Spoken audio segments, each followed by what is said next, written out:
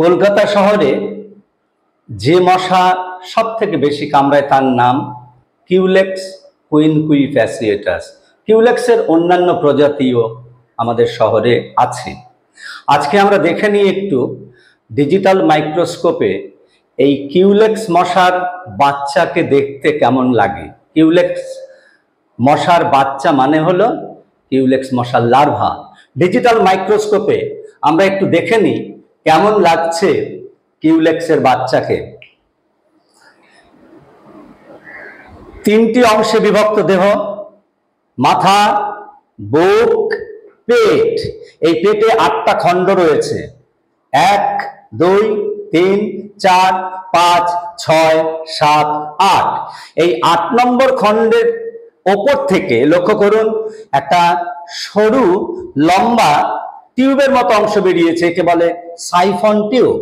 এই সাইফন টিউবের ডগায় একটা ছোট্ট ফুটো আছে, সেই ফুটো দিয়ে বাতাসের অক্সিজেন মশার লার্ভা নেয় এবং বেঁচে থাকে। মাছ জলে গোলা অক্সিজেন নেয়, আর মশার লার্ভা জলে থাকলেও বাতাস থেকে অক্সিজেন নেয়। এবারে আরেকটা জিনিস বৈশিষ্ট্য হচ্ছে এর দেহটা শক্ত লোমে ভর্তি, শক্ত লোম, কালো শক্ত লোম দিয়ে ভর্তি। এবারে আমরা অন্য আরেকটা শত্রু মশার বাচ্চাকে একটু দেখব, সেটার নাম হচ্ছে ইডিস মশা। আপনারা জানেন ডেঙ্গু ছড়ায় এই মশা ইডিস। ইডিসের বাচ্চাকে দেখতে কেমন, আমরা এবার ডিজিটাল মাইক্রোস্কোপে ইডিসের বাচ্চাটাকেও একটু দেখার চেষ্টা করব। ডিজিটাল মাইক্রোস্কোপে এইখানটায় একটু আমরা ফোকাস করি। ডিজিটাল মাইক্রোস্কোপে আমরা দেখছি এখানেও 3টি অংশে বিভক্ত দেহ, মাথা, বুক, পেট। এখানেও রয়েছে 8টি টুকরো, দেহের টুকরো, এবং 8 নম্বর টুকরো থেকে বেরিয়েছে সাইফন টিউব। এখানে সাইফন টিউবটা কিন্তু একটু খাটো এবং চওড়া, এবং এইটা এখানেও কিন্তু এই সাইফন টিউবের ডগায় ফুটো আছে, অক্সিজেন নেয়।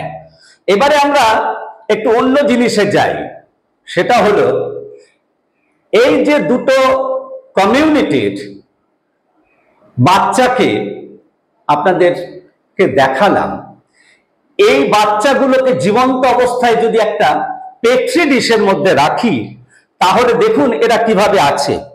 ইডিস মশার লার্ভা যেগুলো, সেগুলো হচ্ছে আলো সংবেদনশীল। আমি একটু টর্চ লাইট ফেলি তাহলে বোঝা যাবে কেমন দেখতে।